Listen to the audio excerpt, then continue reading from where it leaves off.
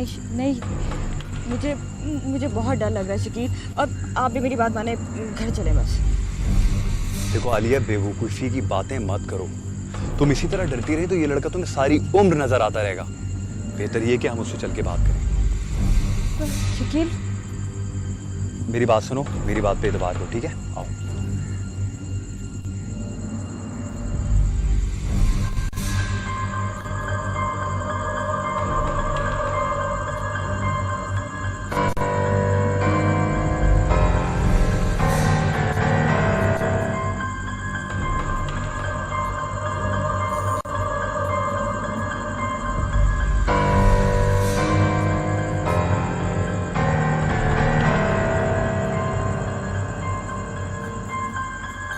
खुदारा, मुझसे आप डरे मत। मैं तो खुद अपने लिए कुछ नहीं कर सकता, तो आपको क्या नुकसान पहुंचाऊंगा? तुम कौन हो? और मेरी बीवी से क्या चाहते हो? मेरा नाम सलमान है। ये कब्र मेरी आखिरी आरामगाह है। मेरा वजूद क़यामत का इंतज़ार कर रहा है। पर तुम मुझे क्यों दिखाई देते हो? इसलिए कि आप में ये सलाहियत मौजूद है। ये मेरी खुशनसीबी है कि मेरा सामना आपसे हो गया। तो तुम मुझसे क्या चाहते हो? मैं आपका थोड़ा सा वक्त लूँगा, अपनी कहानी को कोशिश करके मुख्तसर सुनाऊंगा।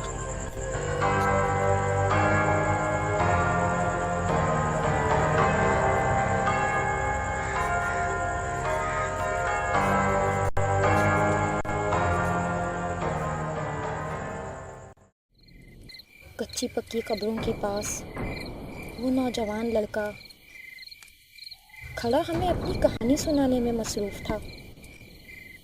उस वक्त मेरे दिल में खौफ ने एक तूफ़ान मचा रखा था। उसके होंठों से निकलने वाले अल्फाज मुझे पूरी तरह समझ नहीं आ रहे थे, लेकिन उसके जुमले और उसकी बातें आज भी मुझे याद हैं। कहीं ये सारी कहानी आलिया का वहम तो नहीं, उसके अपने तख़य्युल की बनाई हुई कोई बात? मगर नहीं, अल्लाह ताला वाकई कुछ लोगों को ख़ास सलाहियत से नवाजते हैं। आलिया को एक मुर्दे का जिंदा दिखाई देना कोई हैरान कर देने वाली बात नहीं, लेकिन उस लड़के की असल कहानी क्या थी? उस लड़के का नाम सलमान था। वो एक बहुत बड़े सनतकार का बेटा था। बाप के लाड प्यार ने उसे ख़राब कर दिया। यूनिवर्सिटी में पढ़ाई के दौरान उसे शुमाइला नाम की लड़की से प्यार हो गया,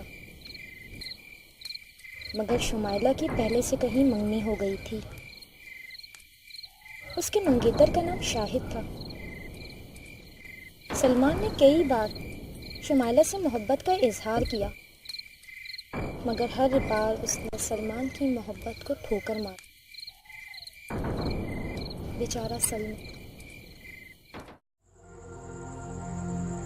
1 महीना पहले की बात है।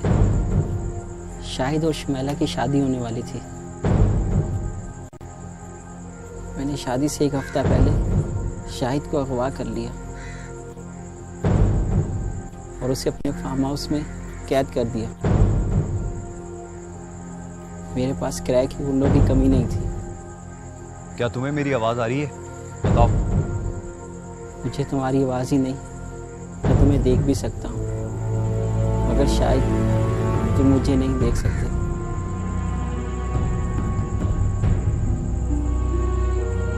आगे क्या हुआ? और हम तुम्हारे लिए क्या कर सकते हैं? शादी के दिन शुमाइला के घर में हंगामा मच गया क्योंकि बारात ना पहुंच सकी। उसके कुछ दिनों बाद मैंने अपने घर वालों को रिश्ते के लिए भेजा। तो उनके घर वालों ने मेरा रिश्ता मान लिया और शुमाइला ने भी इतराज़ नहीं किया। शादी के 3 रोज़ पहले मेरा एक्सीडेंट हो गया, पर खुदा को कुछ और ही मंजूर था। और वो शाहिद? उसी की वजह से तो बेचैन हूँ। वो अभी मेरे फार्म हाउस में बंद है।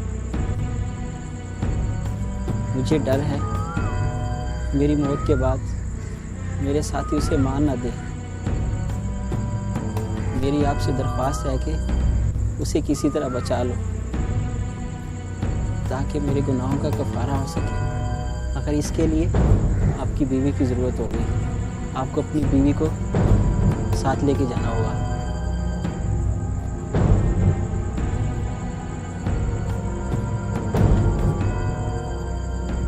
ठीक है।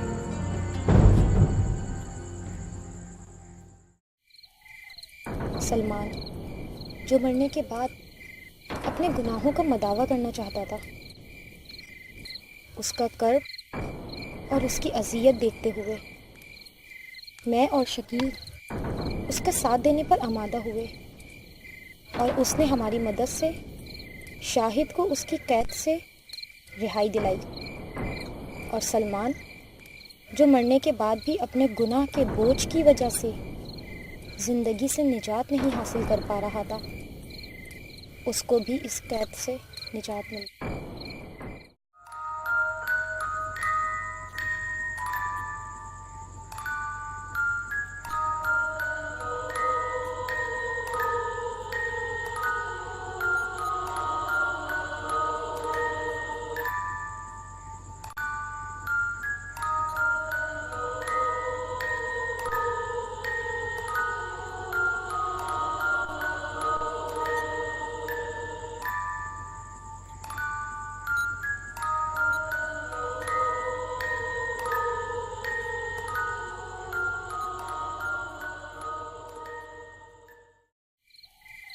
मेरे वहमो गुमान में भी नहीं था कि मेरे साथ ऐसा पुरस्रार वाक़या पेश आ सकता है। मैं आज भी जब उसका ख्याल करती हूँ तो मुझे अपने बदन पर चूंटियाँ सी चलती महसूस होती हैं। गरचा इस बात को अब 6 महीने से ज़्यादा अरसा गुजर चुका है, लेकिन मैं जब भी वो खिड़की खोलती हूँ मुझे लगता है वो नौजवान लड़का मुझे अपना मुंतज़िर दिखाई देगा। मगर उस दिन के बाद से वो आज तक हमें दिखाई नहीं दी। मीर तकी मीर के बकौल ये तौहम का कारखाना है, या वही है जो एतबार किया। हमारे आसपास एक से बढ़कर एक औहाम बिखरे हुए हैं, मगर इसके लिए एतबार करना पहली शर्त है, क्योंकि यकीन करने में ही सबकी आफियत है।